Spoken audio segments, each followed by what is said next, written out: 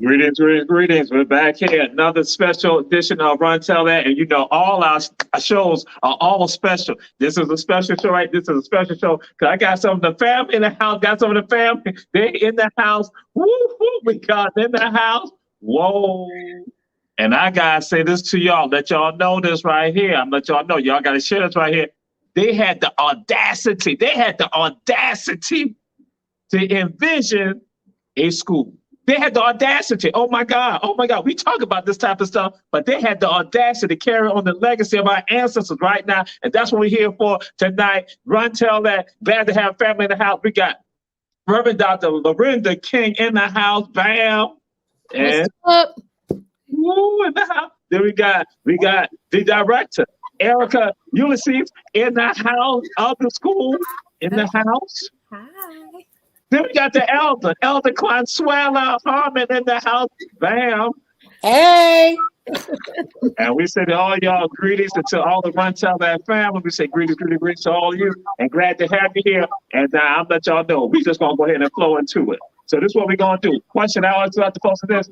Who are you? So we're gonna start with Lorinda. Who are you?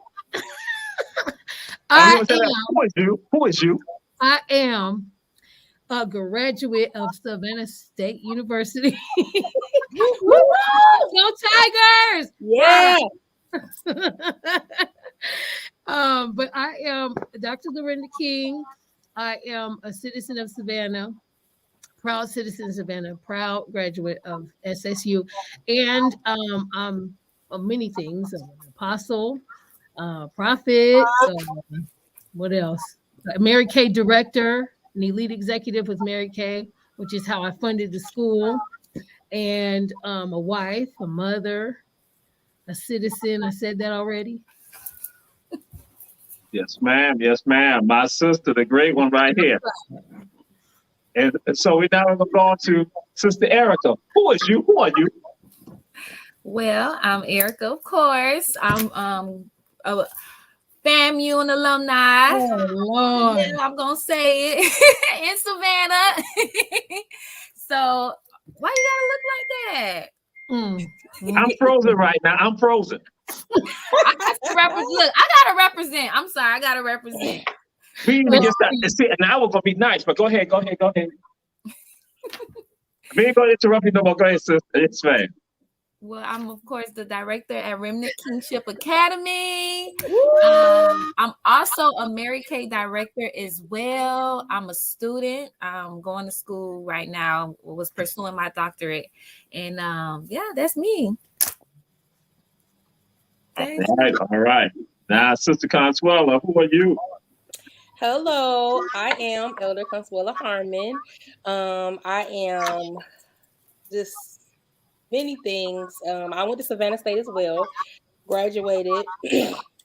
Go Tigers, you can get anywhere from there, as you can see.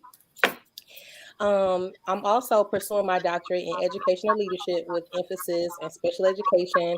I'm a mother of 5, wife, and my husband is actually a director in Mary Kay, First Man in Georgia. And so I help him with that. and I'm assistant director here at RKA.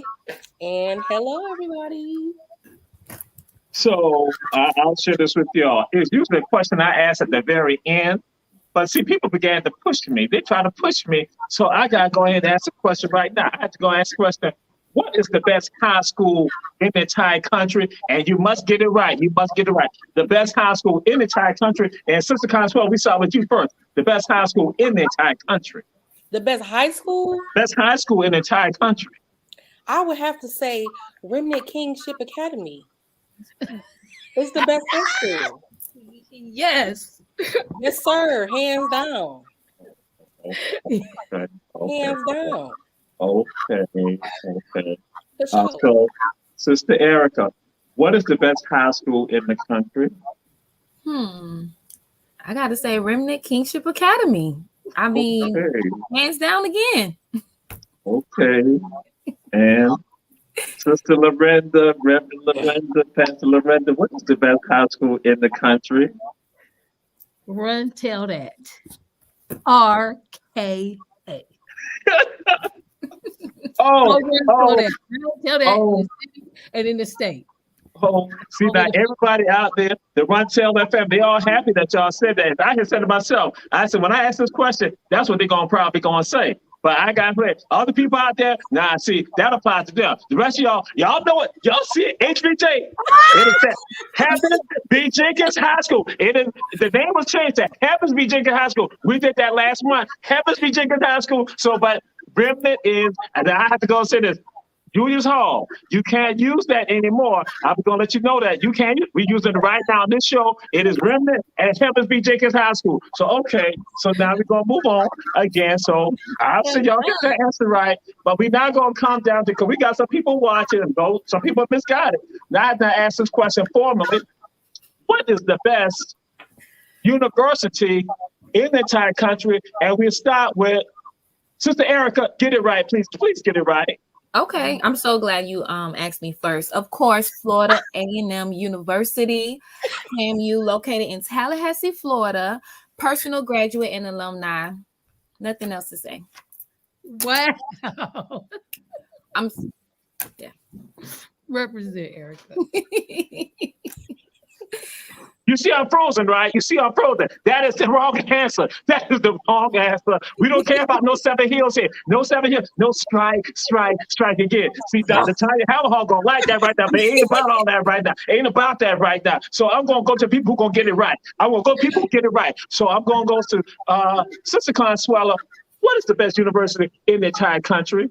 What that matter for the entire world? Representing that blue and orange, that Savannah State, baby. Yeah. You already know. Because the colors for Run Tell That are blue and orange, and it's a reason why. Bam, that's right. So now, Pastor King, what is the best high school? And you are able to see, you have vision. So what is the best high school? Best university in the entire world?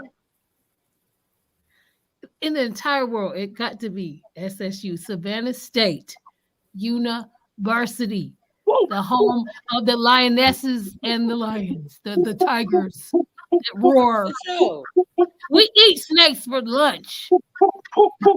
And guess what? The second president of FAMU came from Savannah State. The second president of FAMU came from Savannah State. We had to give y'all the second president, but we're going to move on. I'm going to get that on out the way. Yes. I'm not gonna go there. Okay. So yes. Okay. So now we do this right here. Who your people? So we're going to Sister Pastor Lorenda. Who your people? What you mean? Who my people is? You know how Black people do. We say who your people. So now when you're going to talk about your family, who your people? You know, he said who your people, girl. Who your people is? Boy, who your people is? You're like, oh, my people, Claude Lee, Evelyn Lee, such and so on. So yeah, you know, we right over there. So yeah, for my people, you know, that's what we do. Because I said, this is a family show right here. We family. Well, my people is all of End Time Commission Church, Commission to Love, from way back in the day. You know, the infamous, the most hated C2L. My people is the people of God. Anybody who is trying to do the will and trying to fulfill their purpose on earth while they're alive, so that nothing dies. So them is my people. Okay. And Sister Consuelo, who your people? Baby, my people is Baby. my in-town commission church, my commission to love, campus ministries, of course, my starting line, my 5 kids, my husband and baby daddy, Same thing. my friend Lorinda J. King, the great doctor, and my friend Erica Ulysses, the great director. And we can't forget Mary Kay. Woo woo. That keep your skin on fleek. And Sister Erica, who are your people? My people, of course, is In Time Commission, C2L, woo woo. Haitian, Haiti. All my people from Haiti, my Haitians from Saint 305. Patrick. Not Boule. Talk about. Those my people. That's right. You see, that's why I throw that out there, folks. I want people to understand. But see, sometimes what we do, we have an issue. Many of us have an issue about where we're from. And that's why I'm asking that question. I want people to go and talk about it. I want people to say, if you are from Attapuckles, Georgia, I want people to see somebody from Attapuckles, Georgia doing something. If somebody's from Savannah, I want them to see people from Savannah. What happens so often for many of us, we think nothing comes from what we are. So we ask that question about who your people, then we want to know who you are, who you connected to. So that way other people, when they listen to seeing this right here, they can be inspired to, wow, that's somebody from my neighborhood. That's somebody from my community. Because so often people give us other images about sometimes why we should not feel good about ourselves. And that's why I'm so glad when you say IET, IET, Mother Haiti, all right, that's what we represent. We let that be known because, again, it's about having pride. So now I ask this question, and we understand. We want to know, because we understand about the godly inspiration, but I want to know who inspired you. And we now go, Sister Erica, who inspired you? Definitely Dr. King inspired me, I would say. Not to be cliche, but it's the truth. You know, her example, her leading, absolutely, definite inspiration. All right. And my community, my Haitian community. All right. Yes, indeed. Yes, indeed. And Sister Consuelo, who inspires you? And you can have more than one inspiration, just let y'all know that. So, yes. There's been several individuals who have played just great inspirational roles in my life. If I had to just pick a few, because it's hard to pick one, Right. I would say Dr. King. Several. I would say Dr. King, because she's played a significant role in my life since I was 19 years old. And I'll never forget how she friended me, was my sister, bought me my first Bible that I could understand, and just showed me that I can really live a lifestyle that's pleasing to God, and I can be successful and, have worth. I would say my mom, because she always, would tell me to be confident and keep pressing, keep fighting, when things get hard, keep going. And my husband, because he doesn't give up. Even if it's hard, he faces it, gets through it. And I want to be like that as well. Yes, indeed. Yes, indeed. That's it. That's it. And Sister Reverend Dr. King, who inspired you? Mine's probably going to sound a little different, but I think my inspiration, of course, is God. But my inspiration really is the people that have kind of gone before me, like generationally, like different age groups that did what they could do at their level and then they couldn't do anymore. Like I feel that pull to make sure that I complete what I'm supposed to do in my lifetime and make sure that I leave an open door for the next generation. So I would say it's everybody. There were several, people at Savannah State at one point. There's my pastor, Pastor Carolyn Burkhalter, strongest woman of God I ever seen in my life that's been through so much.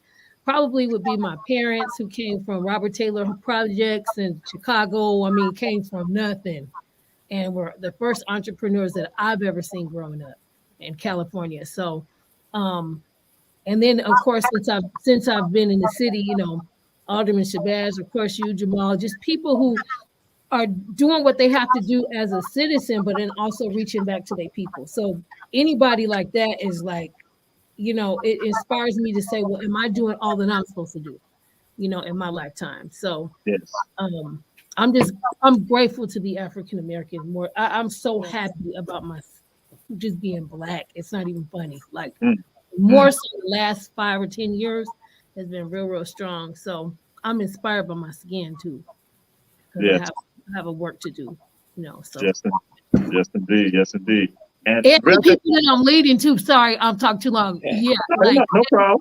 the people that I'm leading, they keep me on track. When I look at them failing, they push me to not fail, Mm, because mm. I don't want to have to stand before them because I faltered or messed up. And if I have to stand before the people I'm leading, I can't stomach that. And because of that, that's like pushes me. Yes, yes, indeed.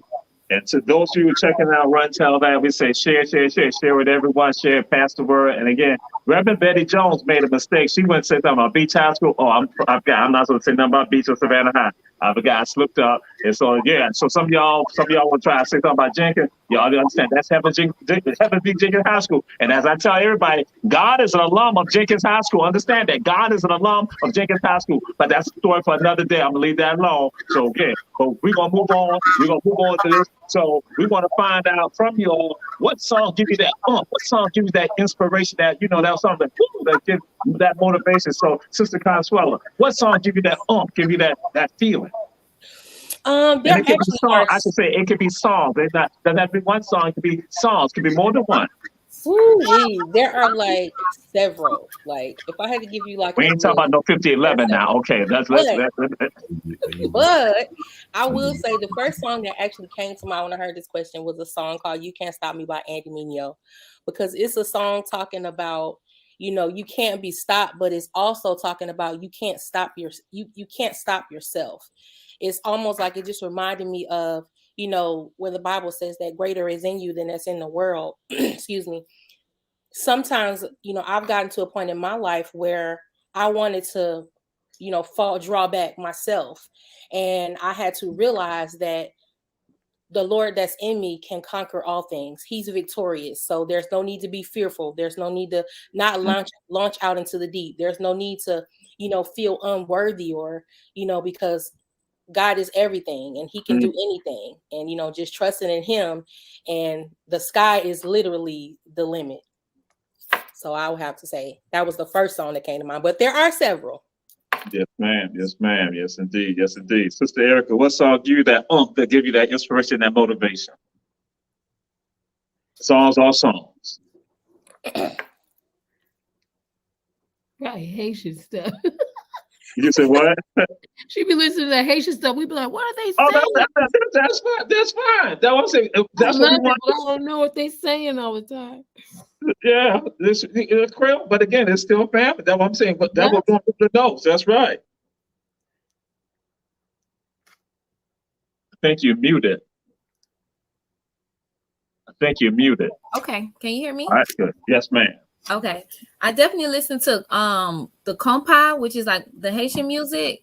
Since like living in Savannah is not that big of a Haitian community compared to where I'm from in Miami, so just to stay grounded, stay my culture, so definitely some compa music.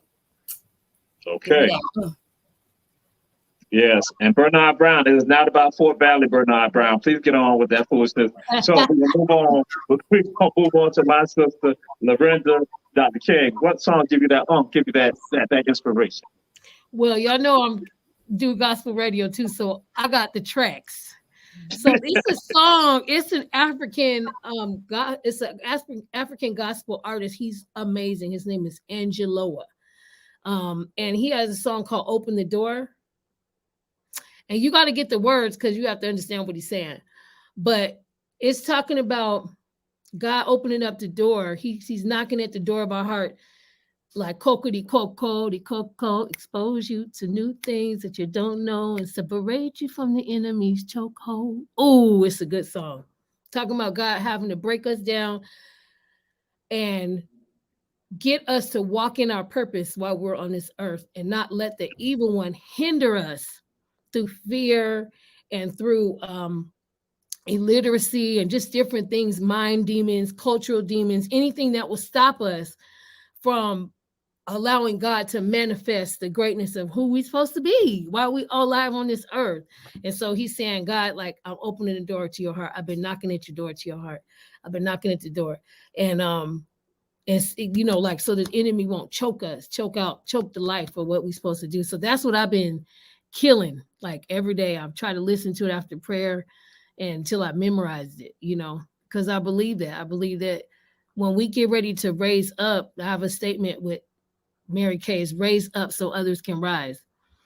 And if you don't raise up, if I don't raise up, then I have a whole slew of people behind me that are inspired by me that I may not know that will never raise up if you don't rise up. So it's something that I say in Mary Kay. So we have to deal with the inner demons and the different, which is, you know, why we started school, but the different things that's stopping us internally don't have anything to do with anybody else. We worry about what people say, worried about people will think, and they become vices on our minds. And then when we have this greatness that we're supposed to manifest, it's like you can't do it. Like you speak negative against it, or you allow the things that people say to just shrink you. And we ain't made to shrink, you know, we're not made to shrink. So. Yes, ma'am. Yes, ma'am. And that's one of the things we share with folks is we tell folks that we have no fear of man or woman because we love God. When you love God, you have no fear of man or woman. In addition, we tell people that no child is an accident. All of us are ordained to be here. We all have divine purposes in our lives. We all have divine purposes. So what I'm hearing from you all, it fits right into what we talk about with regard to Run Tell That, to empower people, to inform people, and to enlighten people so people understand what they should be doing, again, fulfilling their destinies. And it's not just one destiny you have. You have several destinies that are divine destinies, and you must go forward with regards to those purposes, divine purposes. So now that's what we come to this point right here. So, to my sister, Reverend Dr. King, what is Remnant Kinship Academy? What is that? And we're going to go to all three, the rest of you, all of you. So what is it? Well, Remnant Kinship Academy, it was actually, the vision of it came in the Student Center at Savannah State, in the cafeteria table that sits right in front of the drinks. We used to sit there all the time. And we all, you know, were talking one day, and I had this feeling that came on because I was in the learning support program, which I really need to talk about that because Savannah State had a learning support program and they got rid of it. And I need to figure out how to rally to get that back, because if it wasn't for the Learning Support Center at Whiting Hall, Consuela and I were in the reading comprehension program because we couldn't pass the test. I have my own brilliance. Attention deficit, okay? I have dyslexia and I have a doctorate. But that program helped me face all my fears at 27 years old. I came to college older, and they worked with me. And I would not be a doctor today if it wasn't for that. And they got rid of that program, and we have to do something about that. But anyway, that's another subject. But I had this, you know, situation that happened where I finally passed the math competency test. I almost didn't pass the last one. And so we were in there talking and, you know, sharing about how good God was, that I passed the test and I wasn't going to get kicked out of school. And I was like, we need to have a school for young people that may not test well, but are brilliant concerning the right brain, concerning the arts, concerning creativity. Because as a Black people, we are very, very creative, very, very creative. And I've always been that way. But because I was in the school system in California, it's a little higher out of the 50 states. So I was just kind of left out. I was not very smart. I went to Florida High School, but it was because I couldn't test well. And I had some learning. I learned different. And because of that, they put your girl in 7th grade where we switched periods. They put me in a class with the children that were mentally retarded. Because at that time, we lost them. Should we keep talking? We lost them. Are we still alive? Hey, we still alive? Hey. He said yes. Well, I'll keep talking because I know I went to Savannah State and broadcasting, so we're going to keep it going until he comes back. So ultimately, we all sat around the cafeteria, and the campus ministry that I had started was like, well, you know what, if you start a school, I'm gonna help. And then, Seton, she said, well, I'll teach. And another person said they'll teach. And we all said, we're gonna do this. And we felt the presence of the Lord. It fell on us, and there he is. We kept going.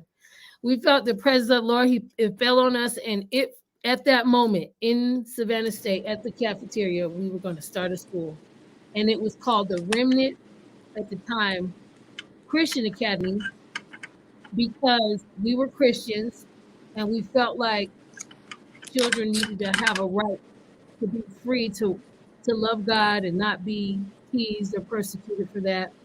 And then the hope was that we can get the kids that maybe the school district don't want or say that something's wrong with them, and bring them together and have them on a platform where they can actually use their artistic gifts through singing, through dance, through the arts, along with the academics. And there he is again. And possibly have an environment where these kids can be great. And so that's where the word remnant comes from. I think we're just gonna keep going. Remnant, it means it's the ones that people didn't necessarily want, or it's the small chosen few. You still there, boss? I'm here. If something happens because I'm on this Georgia Southern campus. If I was at Savannah State, it wouldn't happen. Yeah. That wouldn't happen if I'm at Savannah State. But if I'm in Savannah, let me correct it. If I'm in Savannah, I'm trying to figure out. Also, I had to go on my iPhone. I'm trying to figure out what's happened to Samsung. But anyway, we're gonna move on. We appreciate it because we still got you right here on our other screens. But now I need to find out from Sister Erica, why would you become a director of a school? You said why? Why? That's what I'm saying. Why? Why would you become a director of Remnant Kinship Academy? Why would you do that? Definitely the Lord. I could tell you a quick testimony into even why I really did it. When I went to FAM, of course, and C2L, we had a campus ministry there as well. That's how I met Dr. King and everyone. And when I first joined, I had a dream that I was working at a private school. And I was working at a private school. Fast forward about 9 years later, the school manifests. So that's one reason why, because the Lord showed me that I was going to be doing this.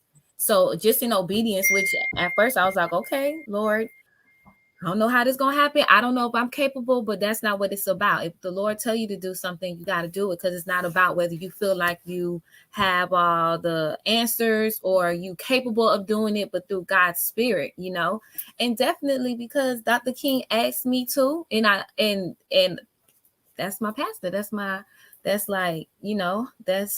when you being loyal to somebody, you know what I mean? Like anyone else, but definitely because the Lord showed me, and I love kids. I love working with kids. It's an amazing opportunity, but that's my why. Because the Lord showed me about 8 years ago, before this school, I didn't know nothing about this school. So what Dr. King is talking about, when they told her about the school, I wasn't even saved. So when I came in, nobody told me about it. The Lord clearly showed me that I was going to work at a private school within our church. So that's my why. One of my whys. Yeah. Okay. Now she made us wait 4 years. I did. I did. I was scared, but. So, and now we move on to something. And with regards to saying scared, because sometimes there is a fear. And that's why now we're going to come to my sister Consuela. Why would you go and put your children in a school that is not a part of the public school system? Why would you go and do that? Because for some people, they'll be fearful of that, but they're not only with regard to putting your children in the school, but why would you work at a school like that? That is a great question, because I'm on both sides of that. That's right. All 5 of my children, from kindergarten to 6th grade, attend the school, and they were attending public schools in the beginning, and I was actually a substitute teacher as I was finishing school during that time. But for me, it's personal because I have 5 kids, and of course the parent is the child's first teacher, and all of my kids were on different levels. And excuse me, the public school system had kind of separated them based on their abilities and classified them based on those. And I had, a child and gifted, one that was really struggling in reading, one that, his determination just wasn't where it needed to be. And then I had, overachiever. And based upon those classifications that they received in the public school, it caused division amongst them in the home. Okay. And for me, it was really tough trying to be everywhere, do everything, work there. And, one of my kids was kind of dealing with some level of bullying. And there were also instructors who, would really talk down to them and treated them as they weren't as equal as some of the other children. Because the school they went to was in a pretty good area. And, you had different names, different family names of children that went there. And to be honest, they weren't given the same opportunities as some of those other students. And because I was a substitute and I worked there, I really already was struggling with, as a parent, I was struggling. And also, as part of the staff as well, because I didn't like some of the other things that I did see, the lack of the passion there for the students who needed more help. There just aren't enough accommodations for them. A lot of teachers were doing so much paperwork and they were frustrated because they could not give the students the time that they needed. And there were so many other things. And when I got the opportunity, I was actually going to get hired on, and Dr. King approached me, with a job opportunity. And I was really blessed because I said, when I actually came and I started working here, I could actually, the passion that was in me to teach kids and to oversee to make sure that they get the accommodations they need, there's room here and opportunity for them. And there weren't at the public school. And my children, they're able to be taught on the levels that they're on, whether, some of them may struggle. And then I have a daughter who's an overachiever. They all get what they need, and there's no divisions among them. They see themselves as one unit. They see themselves as none greater or less than, not because of their educational level, but they're able to stretch their wings and grow from where they are and be satisfied and be on one accord as siblings. And we're able to be on one accord as a family. And I'm able to see that happen in other families and watch kids really have the modifications that they need and start reading. I've seen a child who, she came here, the public school was trying to hold her back. And she actually, when she read for the first time, I seen her father cry real tears. And to me, that's worth more than any paycheck that I could earn. Is to see a child come in struggling. Her confidence wasn't where it needed to be. Even my own son struggled with his reading. He's in a B average now when he was like at a D average in his reading. His confidence has gone up. And he said, "Mom, I'm so glad that I could go to school here because I feel safe. I don't have to worry about kids bringing guns to school. I love my instructor. He's so confident." And for him, that's half the battle. Yes. And there's so much more, but it's just being able to, hug parents and I worked in the public school, actually in the front office, and there was a parent, she came in and she was just crying. She didn't know what to do. Her daughter was, showing signs of abuse in the home, and, it was just a lot. And I wanted to wrap my arms around her, but because of where I worked, I was unable to do that. And I was reprimanded for that. But here I can wrap my arms around a parent because as a parent myself, I understand what it feels like to not have what your child needs. But where do I take them? Who can help me with them? I'm the mother and I feel responsible, but I'm not the teacher. I'm the mother. I'm responsible for their education, but I may not be the one called to educate them. You know what I mean? Yes, ma'am. So I can truly understand, a parent that's really struggling. And sometimes you need somebody to be able to wrap their arms around you and tell you it's all right if you don't have the answers. It's okay if you need help with your child, because at the end of the day, you're the mother. You may not be able to be the teacher, or you're the father. You may not have it all together. You may be struggling in your marriage or whatever you're going through, and your child may need some help, because I've been through that as well.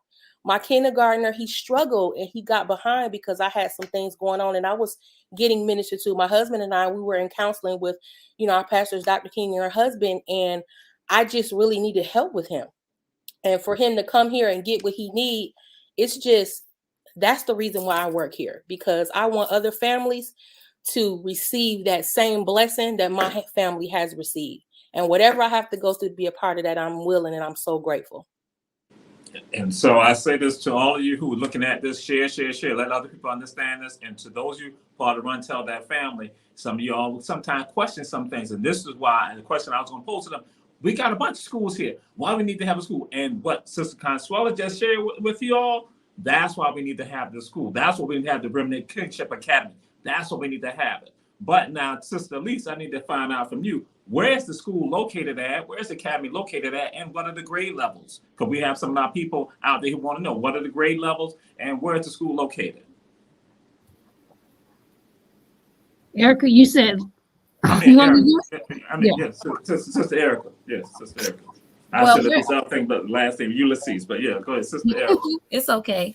We're located off of 1402 Millsby Lane Boulevard, known as the old Sears warehouse. People have been saying here in Savannah. We're from pre-K to 12th grade. So that's one thing about our school. We do all grades. This is actually our first year doing pre-K. And we're off of 1402 Millsby Lane, the huge warehouse. You can come in, you'll see the banners that say Remnant Kinship Academy. And you can also log into our website, remnantchristianacademy.com. We're in the process of transitioning to Remnant Kinship Academy, but for right now it's remnantchristianacademy.com. And every information you need is on that website concerning tuition, concerning our staff, concerning our faculty, just more in depth about the curriculum that we use. We go by the Abeka curriculum. So anything else you need to know is on there. If you want to donate as well, that's on the website. So remnantchristianacademy.com, and it's soon to be remnantkinshipacademy.com. Right, and that's what we want to let folks know. How can people get information? How can people join with you? How can people obtain the services? Again, how can they support? And so we'll make sure we put that out there again, how people can support, how they can obtain the services, how they can then get that experience of having a school system, or having a school, or having an academy that is concerned about the children and concerned about the family, that is holistic.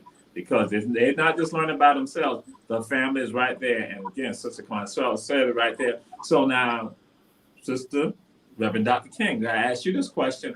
Is everyone welcome to go to school there? Well, absolutely. You are welcome. We especially if you have IEPs as well. Because if you're a parent and you think, my child is getting in trouble. When I was in school, I got in trouble a lot. And it was because I was struggling with my reading. So if you're having behavior problems with your child, it's probably because they're embarrassed that they, because in my mind, my mind switches letters and I switch numbers. And so when I would get called on in school, I would be talking and, passing notes because I was embarrassed that I wasn't learning the way everyone else was. So your child may need to be in a different environment, a smaller classroom.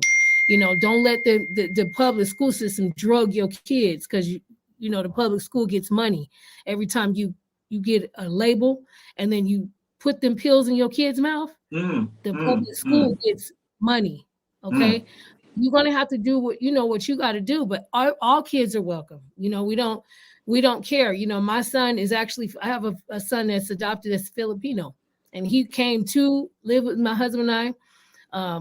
The awesome Pastor Christopher King, and he was, abandoned, and at 11 years old, suicidal, and was going to a junior high school here and was being bullied because he was Filipino at an all-black school. So he came to live with us, and this baby graduated. He's one of the second graduates of Remnant Kinship Academy. And Destiny Ackerman is one of the first ones. She's at Georgia Southern now, third year, straight A's. My son graduated with a 3.5. So all your children are welcome. It's just they're probably going to need some discipline. They're going to need that family, that home type of feeling. We don't hit your kids, but we do discipline them. We do make sure that they understand that they're kings and they're queens and that they have a purpose here on the earth. But Just so you know, I wanted to give you the statistics because I know it's important that we know. But according to the U.S. News and World Reports, do you know that Savannah, in Georgia in particular, is ranked 34 out of 50 schools in the United States? You know, we don't have where our schools really are failing.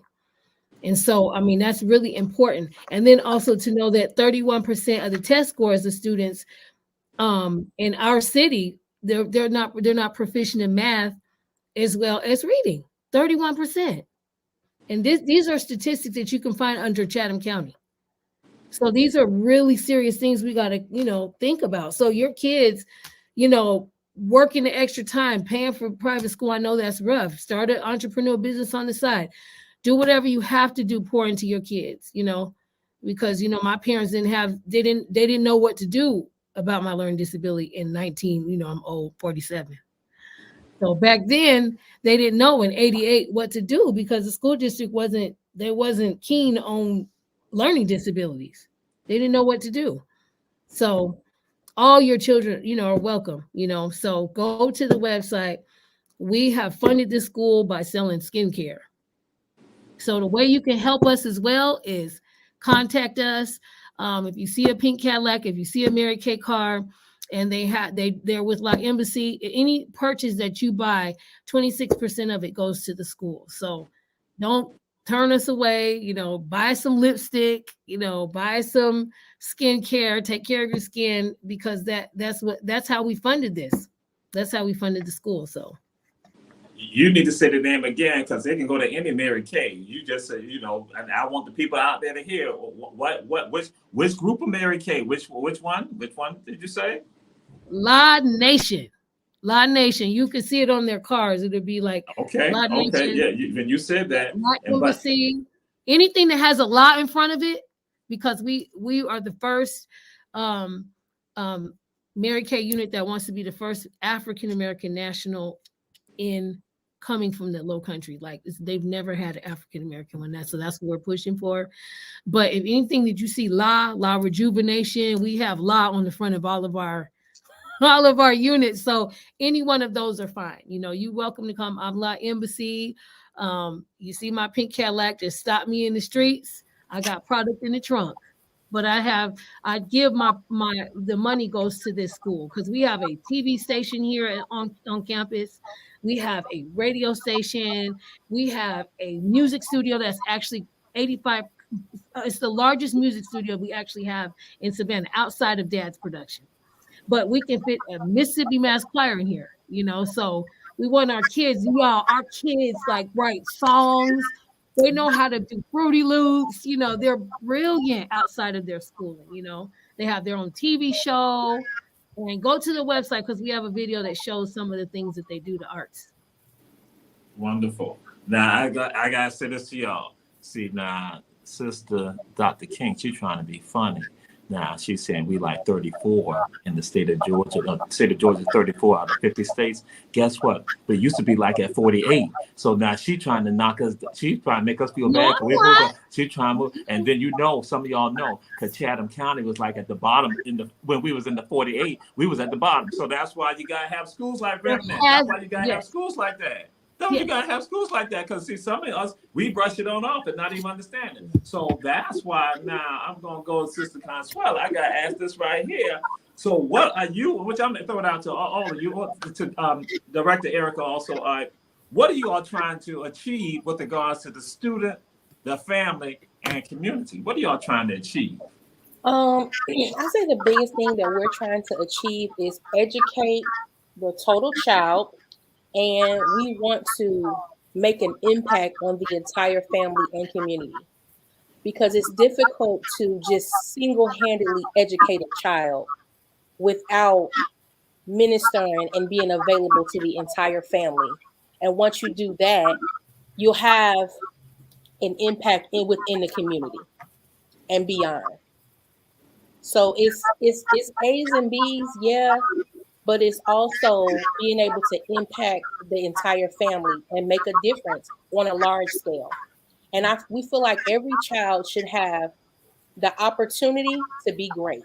Mm, and to mm. understand their purpose and to have an opportunity to walk that purpose out and be given the tools they need and the support they need to be able to go forth.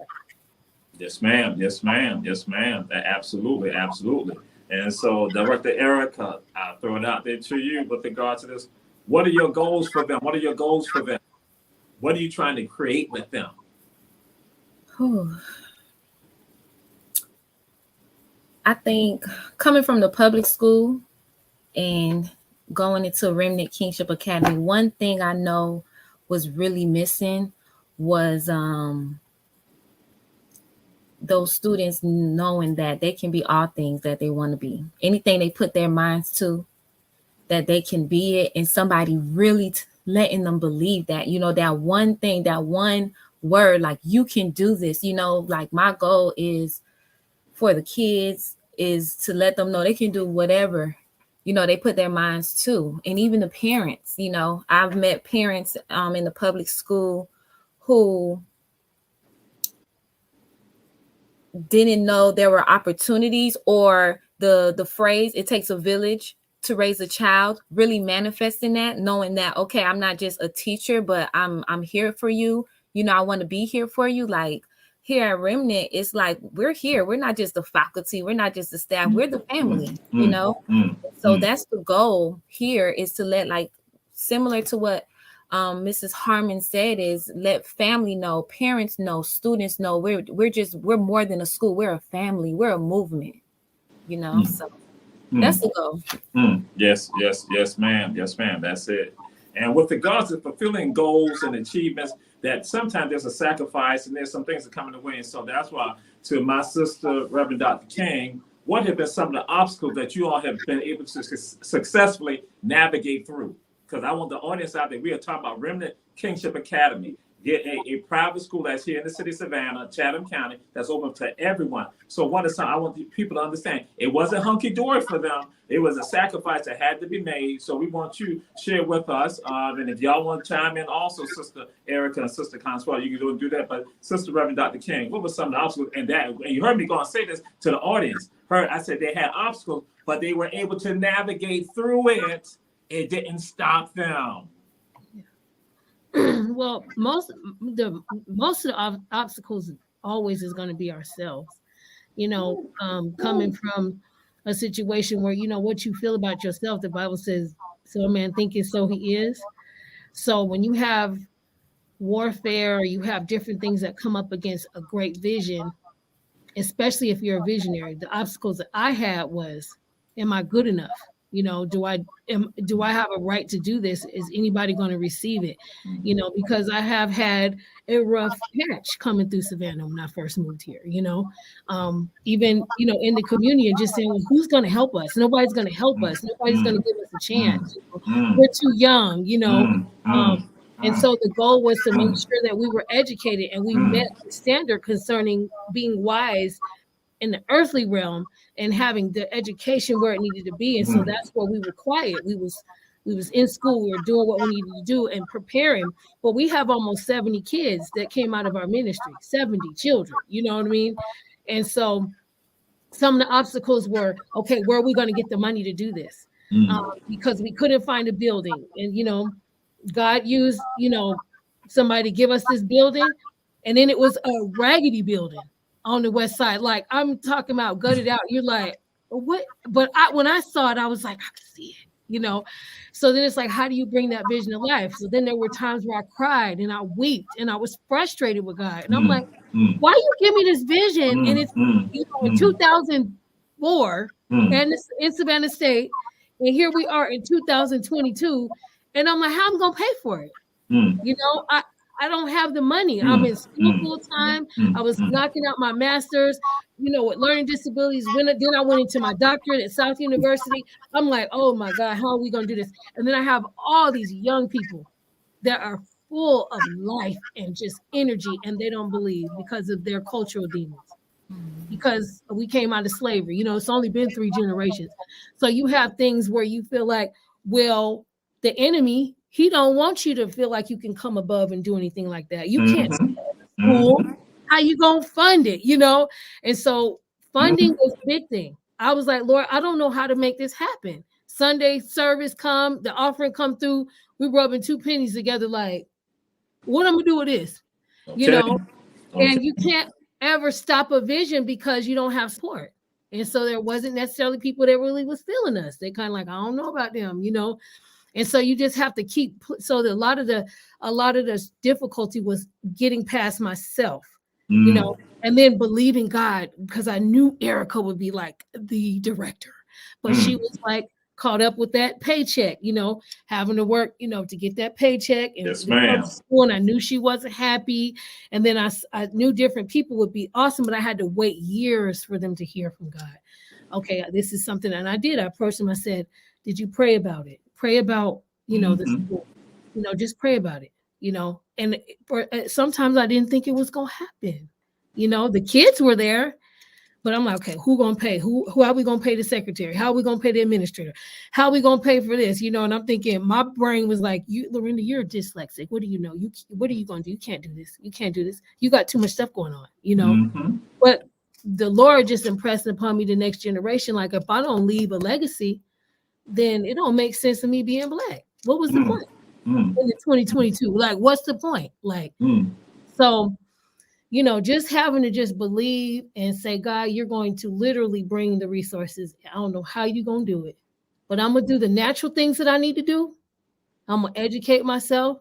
I'm going to make sure that when the man come through here and check through and to give me my accreditation, do I have all my T's and my I's dotted? So that's my response. That's your responsibility. Our responsibility is do the natural things. Faith without works is dead. So I had to just make sure that I deal with Lorinda and who Lorinda and her tribe and, you know, her clan, and say, okay, y'all, come on. If this is what you believe in, I had to let people go. You don't feel like this where you called to be, we release you, go somewhere else. But this is what we're doing over here, you know? So I think the money thing was a big thing, finances and faith, that God was going to do it. That's why I was shocked at Mary Kay. I'm like, I'm going to pay for this with selling skincare. I'm like, man, these people in the city don't want to hear about Mary Kay. They're going to be like, that's a white lady. What does she know about melanin? You know? But we got to be obedient to the leading of God. And I'm so glad I said, yeah.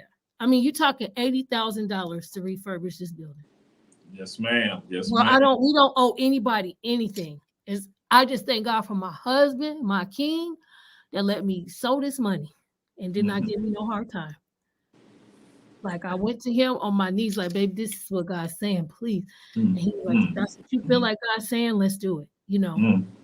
So writing them checks, I was like, I could do a lot with this, you know. But why not change generations that you may not never meet? You know, so those were some of the obstacles, and I know that y'all probably had some too. Well, actually, I gotta throw this out there. See, Run Tell That is the little brother show of all the ATR shows. We're the little brother show. Everybody else has 2 hours, 5 hours, 10 hours. Our show has only 57 minutes. That's based on the producer, who's a hater, because he hates having V. Jenkins High School. But anyway, so what the deal is, so, you know, because our time is coming down, but I now need to ask this question of y'all. What is the happiness that you all feel, and you from your experience with regards to all this, what is the happiness, what is the joy that you all get with regards to this right here? So, Sister Consuelo, what's the happiness or the joy that you get? And then we'll go to Sister Erica, then Sister Lorinda, our great reverend, our pastor, our leader. Go ahead. Oh, man, the joy and the happiness that I get. I'm just so grateful. I mean, there's really no other words but grateful that I can just be a vessel, you know, that can be used and just be able to have a purpose, you know. And as I said, to see a child gain, you know, ground in their education and their purpose and their creativity, that means more to me than any amount of money. I mean it. And I'm so grateful. Yes, ma'am. Yes, indeed. Y'all heard it. And again, we're talking about Remnant Kinship Academy right there on Millsby Lane, again, doing great work. And so, Sister Erica, what is the happiness or the joy that you get with regard to the work that you're doing at Remnant Kinship Academy? I get the joy of knowing that I have been a part of starting something dynamic. You know, I mean, it's just mind blowing. And it's personal too, especially like I said, going back to the Haitian community, you know, that's not a usual thing. So to know that stepping out the box, that's huge. And I hope that my community, the Haitian community, will see that. But coming every day to work, no barriers, no blocking, no limits. I love it. It's amazing. And that's just it's amazing. It's awesome. That's right. That's right. I had to, before we go on to our sister, Reverend Dr. King, I'm gonna just Dr. Robert Bryant is a hater. Nobody talking about no Windsor Forest. Nobody care about no Windsor Forest. That's because you live on Liberty City across from Remnant Kinship Academy. That don't mean nothing. We got love for them, but we ain't got no love for no Windsor like that. So, okay. I had to have a moment. Okay, all right. So again, my sister, Reverend Dr. King, what is the happiness and the joy that doggone Robert Bryant? Well, leave him alone. He represents. Well, I wanted to say this, and I wanted to say this to you, Jamal, because you know, you said something to me a few years ago when we were, you know, at the African American Festival, and you said, you know, that we represented Ujima, you know, and the collective work and the responsibility. That's when something really took part in my heart, because I know that that's what God, in through His Word, He requires of us, you know, as a people, you know, and something really like did something for me. So what makes me happy is that not only is it responsibility in the kingdom of God to uplift His children, as the scripture says, better is a noose around your neck than if you harm these little ones. And so the collective work and the responsibility that I have been doing, it gave me a jolt to be like, that is what I'm supposed to be doing. It's my life's calling, you know, and I have to continue to be grateful that when I wake up, because somebody killed themselves. Miss America, beautiful black woman, jumped off the dang on bridge because she didn't feel like she had purpose, you know? And so what makes me happy when I hear those children, like when I come into the school and I hear those kids and they are doing, you know, worshiping, and they're studying and they're rapping and they're singing and they're dancing and they're making clothes and they're also getting their grades. It's like, I feel like when I stand before God, He's going to be like, you did what I needed you to do. And so I just want to thank you for always teaching us as a people to not forget where we come from and what our responsibility is. And it is a collective work that we should do to maintain the responsibility that we hold for us and our people, because we have to elevate and we have to rise into 2022. We're not there yet. We have to keep doing our part because we're alive in this time period. So that's my happiness, to know that I'm doing something for the next generation collectively and I'm taking responsibility. So, yeah. Yes, ma'am. Yes, ma'am. So, Sister Erica, for those who are listening right now, be looking at the show, how can people get in touch with Remnant Kinship Academy, and what's the website that people can support also? The website is remnantchristianacademy.com, and it'll soon change to Remnant Kinship Academy, but it's remnantchristianacademy.com.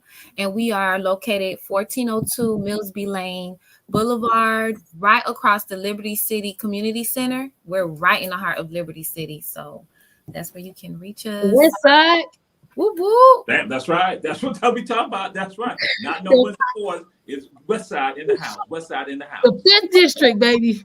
That's what you're talking about. That's what you're talking about. So, Sister Consuela, what do you want a parent to know? A parent to come there, you know, pretty much give you about 30 seconds to let a parent know, any parents who want to become a part of the family of Remnant Kinship Academy. You are welcome, and we can't wait to love on you and educate your child. And we love you. That's right. That's right. And so we're going to close out with our sister, the great minister, the one with the word, to give the people the inspiration that they need to take with them, not just for today, but for even for the rest of the year. Do what God told you to do. Stop being a punk. Stop lying that you don't want to be great. It's nothing prideful or arrogant about stepping up and being great. And there's nothing ugly about your reflection when you look in the mirror. And do what you are called to do in this earth. And death before dishonor. Do not dishonor the reason why you're alive. And let's do what we need to do. There's a dream inside of you. There's nothing holding you. There's nothing stopping you but you. So let's Yes, indeed. Yes, indeed. We appreciate it. Do y'all know somebody named Naima Thomas? Yeah. She be bothering me. I'm let y'all know that. I'm telling her right now. I'm putting it out in the book. She be bullying me. She be bullying me. I let y'all know that. So I told her I was gonna let y'all know this. Oh my God, thank God. She bullied us too. Huh? She messed with us too.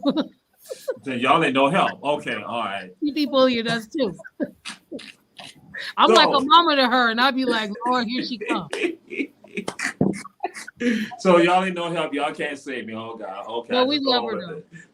We love her. Again, so we're glad to have you all on here. Again, we're gonna need to have you all back. And again, because it's some other work too that y'all doing. We want to talk about Mary Kay, how it's empowering, and what y'all have been doing is a machine that's operating to again help the entire community, help individuals, but then families and also community. We're going to have them back on here again. Glad to have you all. We give the honor to the Most High. Again, appreciate y'all. And to the Run Tell That family, share, and support Remnant Kinship Academy right on Millsby Lane on the west side.